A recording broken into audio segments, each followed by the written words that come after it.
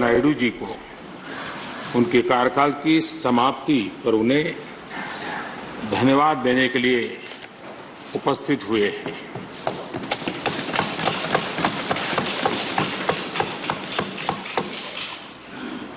ये इस सदन के लिए बहुत ही भावुक पल है। सदन के कितने ही ऐतिहासिक पल आपकी गरिमामय उपस्थिति से जुड़े हुए हैं। फिर भी अनेक बार आप कहते रहे हैं, I have retired from politics but not tired from public life. और इसलिए इस सदन को नेतृत्व देने की आपकी जिम्मेदारी भले ही पूरी हो रही हो, लेकिन आपके अनुभवों का लाभ भविष्य में सुदीर्घ काल तक देश को मिलता रहेगा। हम जैसे अनेक सार्वजनिक जीवन के कार्यकर्ताओं को भी मिलता रहेगा। आदरणीय सभापति महोदय, आजादी के अमृत महोत्सव में आज जब देश अपने अगले 25 वर्षों की नई यात्रा शुरू कर रहा है, तब देश का नेतृत्व भी एक तरह से एक नए युग के हाथों में है। हम सब जानते हैं कि इस बार हम एक ऐसी 15 अगस्त मना रहे हैं जब देश के राष्ट्रपति, उपराष्ट्रपति, स्पीकर, प्रधानमंत्री सबके सब वो लोग हैं जो आजाद भारत में पैदा हुए हैं।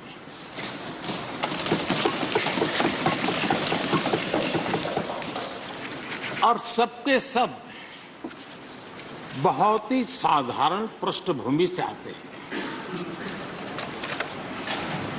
मैं समझता हूं उसका अपना एक सांकेतिक महत्व है, साथ में देश के नए युग का एक प्रतीक भी है। आदरणीय सभापति महोदय, आप तो देश के एक ऐसे उपराष्ट्रपति हैं जिसने अपनी सभी भूमिकाओं में हमेशा युवाओं के लिए काम किया है। आपने सदन में भी हमेशा युवा सांसदों को आगे बढ़ाया, उन्हें प्रोत्साहन दिया। आप लगातार युवाओं के संवाद के लिए यूनिवर्सिटीज और इंस्टीट्यूशंस लगातार जाते रहे हैं। नई पीढ़ी के साथ आपका एक निरंतर कनेक्ट बना हुआ है और युवाओं को आपका मार्गदर्शन भी मिला है और युवा भी आपको मिलने के लिए हमेशा उत्सुक रहे हैं। इन सभी संस्थानों में आपकी लोकप्रियता भी बहुत रही है। मुझे बताया गया कि वाइस प्रेसिडेंट के रूप में आपने सदन के बाहर जो भाषण दिए, उनमें करीब करीब 25% युवाओं के बीच में रहे हैं। ये भी अपने आप में एक बहुत बड़ी बात है। आदरणीय सभापति महोदय, व्यक्तिगत रूप से मेरा यह सौभाग्य रहा है कि मैंने बड़े निकट से आपको अलग अलग भूमिकाओं में देखा है।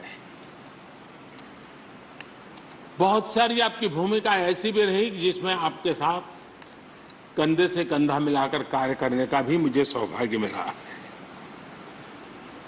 पार्टी कार्यकर्ता के रूप में आपकी वैचारिक प्रतिबद्धता रही हो, एक विधायक के रूप में आपका कामकाज हो, सांसद के रूप में सदन में आपकी सक्रियता हो,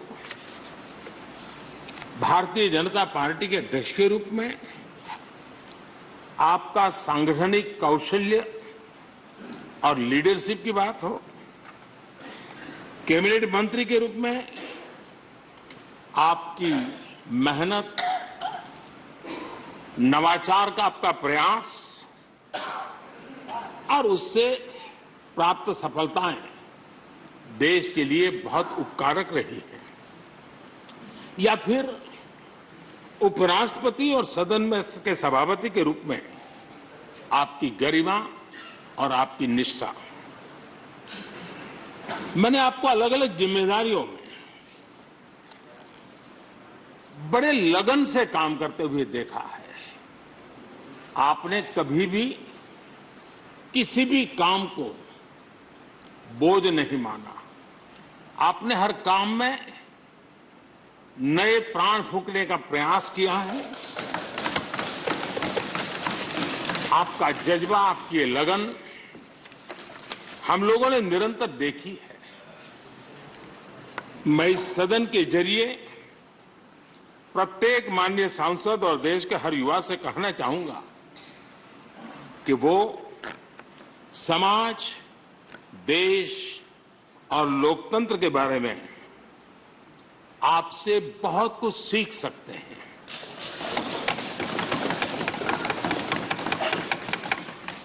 listening, learning, leading, connecting, communicating, changing और रिफ्लेक्टिंग, रिकनेक्टिंग जैसी किताबें आपके बारे में बहुत कुछ बताती हैं। आपके ये अनुभव हमारे युवाओं को गाइड करेंगे और लोकतंत्र को मजबूत करेंगे। आदरणीय राष्ट्रपति महोदय, आपकी किताबों का जिक्र मैंने इसलिए किया क्योंकि उनके टाइटल में आपकी वो शब्द प्रतिभा झलकती है जिसके लिए आप जाने जाते हैं। आपके वन लाइनर्स, बीट लाइनर्स होते हैं और विन लाइनर्स भी होते हैं।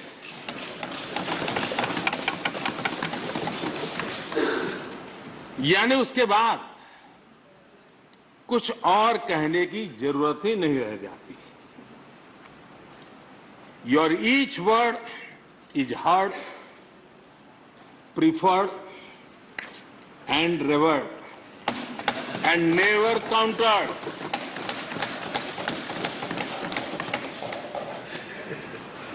कैसे कोई अपनी भाषा की ताकत के रूप में और सहजता से इस सामर्थ्य के लिए जाना जाए और उस कौशल से स्थितियों को दिशा मोड़ने का सामर्थ्य रखे।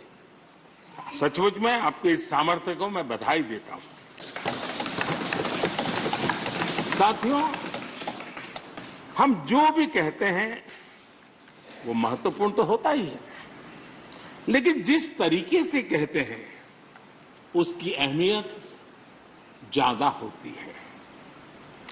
किसी भी संवाद की सफलता का पैमाना यही है कि उसका गहरा इंपैक्ट हो, लोग उसे याद रखें और जो भी कहें उसके बारे में लोग सोचने के लिए मजबूर हो। अभिव्यक्ति की इस कला में वेंकैया जी की दक्षता, उस बात से हम सदन में भी और सदन के बाहर देश के सभी लोग भली भांति परिचित हैं। आपकी अभिव्यक्ति का अंदाज जितना बेबाक है उतना ही बेजोड़ भी है। आपकी बातों में गहराई भी होती है, गंभीरता भी होती है, वाणी में बीट भी होता है और वेट भी होता है, वार्मथ भी होता है और विजडम भी होता है। संवाद का आपका तरीका ऐसे ही किसी बात के मर्म को छू जाता है और सुनने में मधुर भी लगता है। आदरणीय सभापति महोदय, आपने दक्षिण में छात्र राजनीति करते हुए अपना राजनीतिक सफर शुरू किया था। तब लोग कहते थे कि जिस विचारधारा से आप जुड़े थे उसका और उस पार्टी का निकट भविष्य में तो दक्षिण में कोई सामर्थ्य नजर नहीं आता है, लेकिन आप एक सामान्य विद्यार्थी कार्यकर्ता से यात्रा शुरू करके और दक्षिण भारत से आते हुए उस पार्टी के राष्ट्रीय अध्यक्ष के शीर्ष पद तक पहुंचे। ये आपकी एक अविरत विचार निष्ठा, कर्तव्य निष्ठा और कर्म के प्रति समर्पण भाव का प्रतीक है। अगर हमारे पास देश के लिए भावनाएं हो, बात कहने की कला हो, भाषाई विविधता में आस्था हो, तो भाषा, क्षेत्र हमारे लिए कभी भी दीवार नहीं बनती हैं। ये आपने सिद्ध किया है। आदरणीय सभापति महोदय, आपकी कही एक बात बहुत लोगों को याद होगी, मुझे तो विशेष रूप से याद है। मैंने हमेशा सुना है आप मातृभाषा को लेकर के बहुत ही टची रहे हैं, बड़े आग्रही रहे हैं, लेकिन उस बात को कहने का आपका अंदाज भी बड़ा खूबसूरत है। जब आप कहते हैं कि मातृभाषा आंखों की रोशनी की तरह होती है, मातृभाषा आंखों की रोशनी की तरह होती है, और आप आगे कहते हैं और दूसरी भाषा चश्मे की तरह होती है। ऐसी भावना हृदय की गहराई से ही बाहर आती है। वेंकैया जी की मौजूदगी में सदन की कार्रवाई के दौरान हर भारतीय भाषा को विशिष्ट अहमियत दी गई है। आपने सदन में सभी भारतीय भाषाओं को आगे बढ़ाने के लिए काम किया। सदन में हमारी सभी 22 शेड्यूल लैंग्वेज में कोई भी माननीय सदस्य बोल सकता है, उसका इंतजाम आपने किया। आपकी ये प्रतिभा, आपकी ये निष्ठा आगे भी सदन के लिए एक गाइड के रूप में हमेशा हमेशा काम करेगी। कैसे संसदीय और शिष्ट तरीके से भाषा की मर्यादा में कोई भी अपनी बात प्रभावी ढंग से कह सकता है, इसके लिए आप प्रेरणा पुंज बने रहेंगे। आदरणीय सभापति महोदय, आपकी नेतृत्व क्षमता, आपके अनुशासन ने इस सदन की प्रतिबद्धता और प्रोडक्टिविटी को नई ऊंचाई दी है। आपके कार्यकाल के वर्षों में राज्यसभा की प्रोडक्टिविटी 70% बढ़ी है। सदन में सदस्यों की उपस्थिति बढ़ी है। इस दौरान करीब करीब 177 बिल पास हुए या उन पर चर्चा हुई, जो अपने आप में कीर्तिमान है। आपके मार्गदर्शन में ऐसे कितने ही कानून बने हैं जो आधुनिक भारत की संकल्पना को साकार कर रहे हैं। आपने कितने ही ऐसे निर्णय लिए हैं जो अपर हाउस की अपवर्ड जर्नी के लिए याद किए जाएंगे। सचिवालय के काम में और अधिक एफिशिएंसी लाने के लिए भी आपने एक समिति का भी गठन किया। इसी तरह राज्यसभा सचिवालय को सुव्यवस्थित करना, इंफॉर्मेशन टेक्नोलॉजी को बढ़ावा देना, पेपरलेस काम के लिए ई ऑफिस सिस्टम को लागू करना। आपके ऐसे कितने ही काम हैं जिनके जरिए उच्च सदन को एक नई ऊंचाई मिली है। आदरणीय सभापति महोदय, हमारे यहां शास्त्रों में कहा गया है, न सा सभा यत्र न सन्ति वृद्धा न ते ये न वदन्ति धर्मम।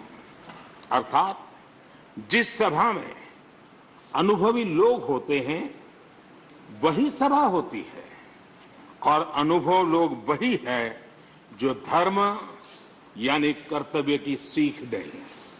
आपने मार्गदर्शन में राज्यसभा ने इन मानकों को पूरी गुणवत्ता से पूरा किया है।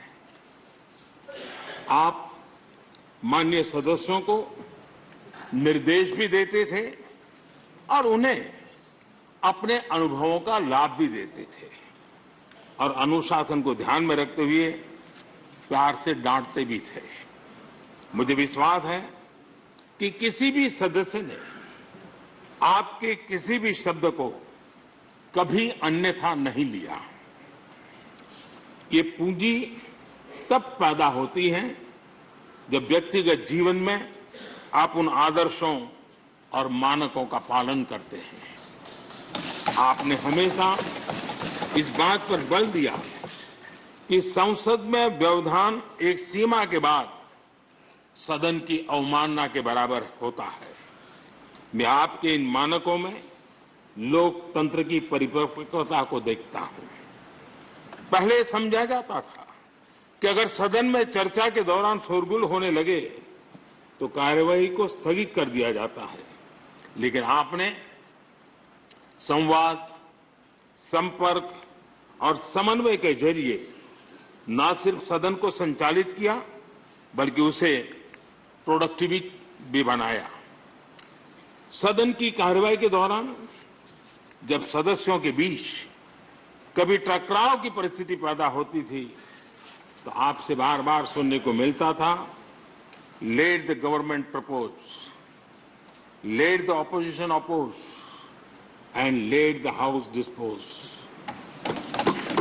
इस सदन को दूसरे सदन से आए विधेयकों पर निश्चित रूप से सहमति या असहमति का अधिकार है।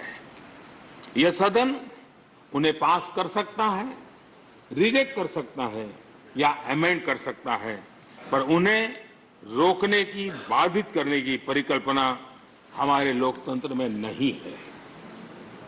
आदरणीय सभापति महोदय, हमारी तमाम सहमतियों और असहमतियों के बावजूद आज आपको विदाई देने के लिए सदन के सभी सदस्य एक साथ उपस्थित हैं। यही हमारे लोकतंत्र की खूबसूरती है। ये आपके लिए इस सदन के सम्मान का उदाहरण है। मैं आशा करता हूं कि आपके कार्य, आपके अनुभव आगे सभी सदस्यों को जरूर प्रेरणा देंगे। अपने विशिष्ट तरीके से आपने सदन चलाने के लिए ऐसे मानदंड स्थापित किए हैं जो आगे इस पद पर आसीन होने वालों को प्रेरित करते रहेंगे। जो लेगेसी आपने स्थापित की है, राज्यसभा उसका अनुसरण करेगी, देश के प्रति अपनी जवाबदेही के अनुसार कार्य करेगी। इसी विश्वास के साथ आपको पूरे सदन की तरफ से, मेरी तरफ से अनेक अनेक शुभकामनाएं देता हूं, और आपने देश के लिए जो कुछ भी किया है, इस सदन के लिए जो कुछ भी किया है, इसके लिए सबकी तरफ से ऋण स्वीकार करते हुए मैं आपका धन्यवाद करता हूं। बहुत बहुत शुभकामनाएं। धन्यवाद प्रधानमंत्री जी।